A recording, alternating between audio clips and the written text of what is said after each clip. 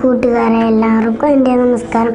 ഞാൻ ഇന്ന് നിങ്ങളോട് പറയാൻ പോകുന്നത് ഇന്ത്യയെ യുവത്വത്തെ സ്വപ്നം കാണാൻ പഠിപ്പിച്ച APJ അബ്ദുൽ കലാമിൻ്റെ കുട്ടിക്കാലത്തെ കഥയാണ്. അബ്ദുൽ കലാം തൻ്റെ ഉപ്പയോടൊപ്പം കൂടിയിരുന്നത് ഭക്ഷണം കഴിക്കുകയായിരുന്നു. ചപ്പാത്തിയായിരുന്നു അവരുടെ അന്നത്തെ ആഹാരം. അതിൽ ചില ചപ്പാത്തികൾ കറിഞ്ഞിരിക്കുകയുണ്ടായിരുന്നു.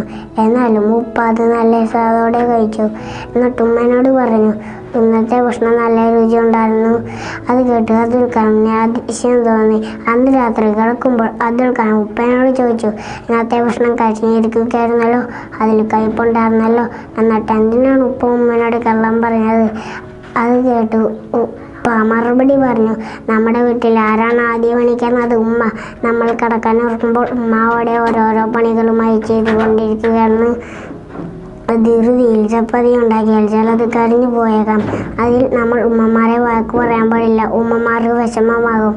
കൂട്ടുകാരെ, മറ്റുള്ളവരുടെ കുഞ്ഞു കുഞ്ഞു തെറ്റുകൾ ചെയ്താൽ ക്ഷമിക്കണം. നന്ദി, നമസ്കാരം.